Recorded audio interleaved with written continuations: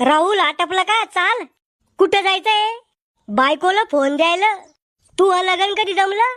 मग लग्न नाही जमलं. राहुलच्या बायकोला फोन द्यायला जायचंय. ती तुही बायको आहे का? बायको म्हणून राहिला तर नाही, वहिनीला फोन द्यायला जायचंय. राहुल्या, या खेकड्याला कशाला संग निवू राहिला? जमेल लग्न मोडन रे हे. ओ काका, मी लग्न मोडाचे काम करतो का?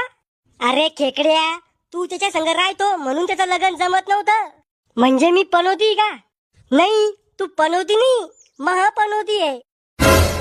हो दादी, ते जाऊ द्या सगळं. फोन घ्यायला पैसे द्या. त्या साखरेच्या डब्यामध्ये 1000 रुपये पडेल, ते घे.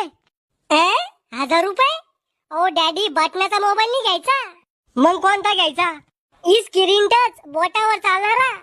इतक्या महागाचा फोन घ्यायला पैसे झाडावर लागले का इथं? अहो, बटनाचा फोन द्याला तर नवरीवाले गरीब समजन आपल्याला. समजू दे, त्याला म्हणा आम्ही गरीब नाही, भिकारी आहे. असं सांगितलं तर लग्नच मोडन ते. पहा मग, मुडासारखा असन तुमचं तर मी फोन घेऊन देतो नवरीला आणि मी करतो तिच्या संग लग्न. तू माया पोराचं लग्न मोडाची वाट पाहू राहिला का? अहो, फोनामुळे जर तुमची स्वरीक मोडणार असन तर त्या पोरीचा बी मला विचार करणं पडन ना.